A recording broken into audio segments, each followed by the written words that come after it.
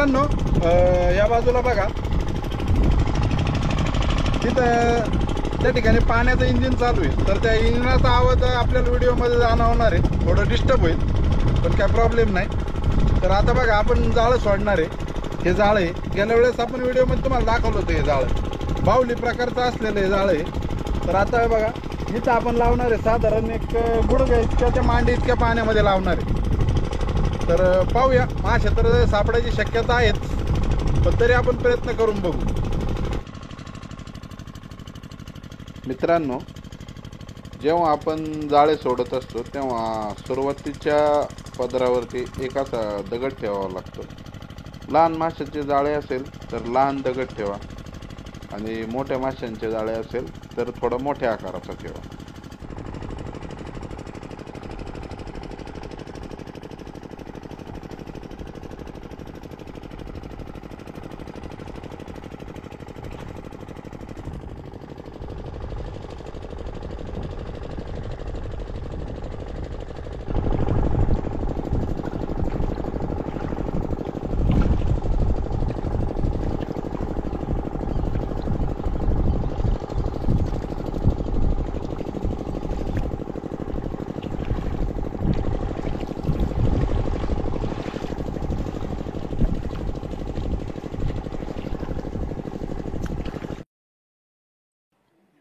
मित्रांनो, जाळे सोडल्याच्या नंतर बाहेर आलो तेव्हा आपल्याला एवढा मोठ्या आकाराचा खेकडा भेटला, पण आपल्याला तो पकडायचा नव्हता, त्यामुळे सोडून दिला आपण त्याला.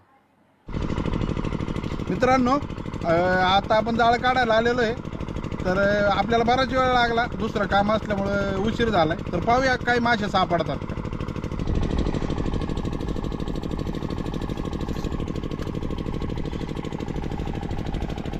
बघा मित्रांनो, जाळं कसं गुंडाळायचं असं तुम्हाला अंदाज येईल.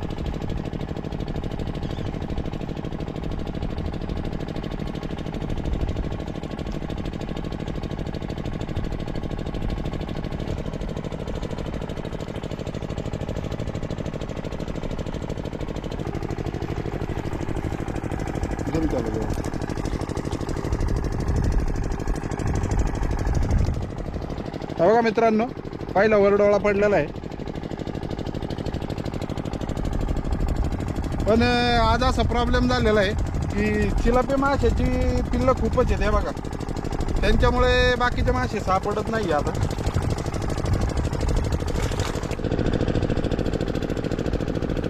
मित्रांनो, हे बघा, हे जाळ्यावरती तुम्हाला गाळ दिसत असेल, त्याला मळी म्हणतात. मळी पडल्यामुळे आता आज आपल्याला मासे नाही पडले, कारण मळी असेल तर माशाला जाळं एकदम स्पष्ट दिसतं, त्यामुळे मग मासा पळून जातो. तर आज मळी नाही, मळी आहे, त्यामुळे आपल्याला कमी मासे.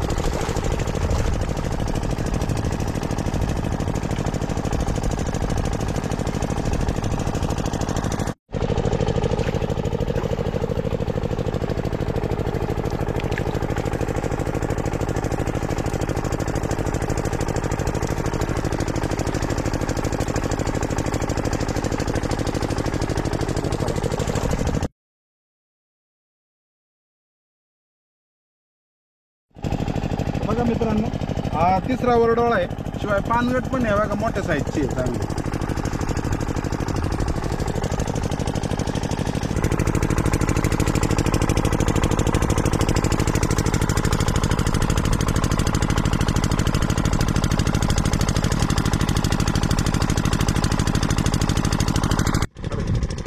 मित्रांनो, हे बघा, एवढे मासे पडलेले आहे. यात वरडोळे पण आहे, पानगट पण आहे, आणि हे लहान लहान चिलापी पण आहे. पण आज आपण काय करणार आहे, आपण हे जे लहान आकाराचे चिलापी आहे ना, ह्यांची रेसिपी करणार आहे. आपण वरडोळे किंवा पानगट यांची रेसिपी करणार नाही, ते मासे आपण मित्रांना देणार आहे. आपल्याला आज या माशाचीच रेसिपी बनवायची. बरेच वेळा असं वाटतं की माणसाला हे लहान मासे याची काय रेसिपी बनवणार आहे, तर तुम्ही रेसिपी नक्की पहा, मग तुमच्या लक्षात येईल की छोट्या माशाची रेसिपी किती चांगली बनवता येते. मित्रांनो, हे आहेत ते लहान आकाराचे चिलापी जे आपण जाळ्यामधून घेतले होते. ते स्वच्छ करून घेतले आहेत. त्यांची रेसिपी करण्यासाठी सुरुवातीला घेतला आहे कांदा मसाला,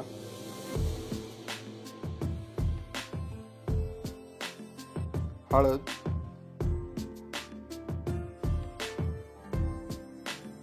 मीठ,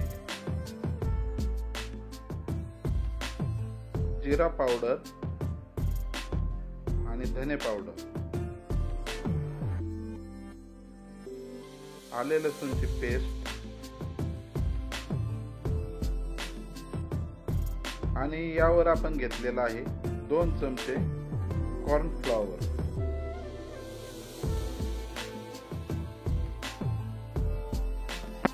आपल्या या सर्व मसाल्यांवरती आपल्याला साधारण 1 चमचा तेल घालायचे आहे आणि हे सर्व आपल्याला व्यवस्थित मिक्स करून घ्यायचे आहे. आपले मासे आता व्यवस्थित मिक्स झालेले आहेत. हे मासे तुम्ही पाहू शकता, मिरची पावडरमुळे एक चांगला कलर आलेला आहे मसाल्यामुळे. तर 15 मिनिटे मॅरिनेट करायचे आहेत. आता आपल्याला घ्यायचं आहे गोडे तेल. मित्रांनो, गोडे तेल नेहमीपेक्षा थोडं जास्त प्रमाणात घ्यायचं आहे. हे पहा, आपले मासे आता व्यवस्थित मॅरिनेट झालेले आहेत. तेल गरम झाले की आपल्याला त्यामध्ये एक एक मासा सोडून घ्यायचा आहे. जास्त मासे एका वेळेस टाकायचे नाहीत, नाहीतर ते एकमेकांना चिटकून बसतात.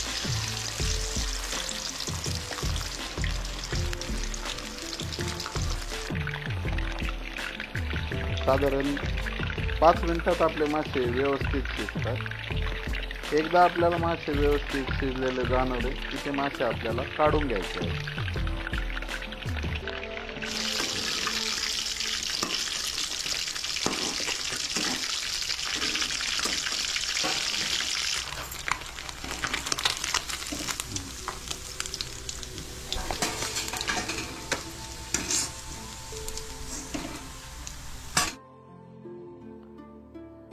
पहा मित्रांनो, मासे लहान होते पण त्याची रेसिपी मात्र किती मस्त तयार झाली आहे. हे बघा मित्रांनो, ही अशा पद्धतीची रेसिपी आहे. कदाचित तुम्हाला असं वाटलं असेल की लहान लहान चिलापी मासे आहेत आणि ह्यांचं काय होणार. हे बघा आपण हे कसे बनवलेत बघा, एकदम खरपूस बनवलेले.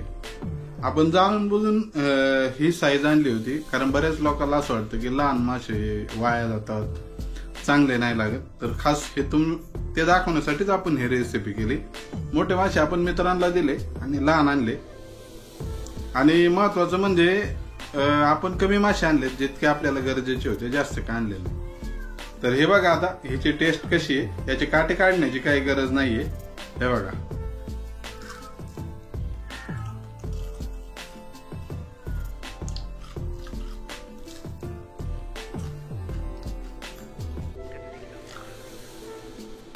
एक नंबर टेस्ट आहे मित्रांनो.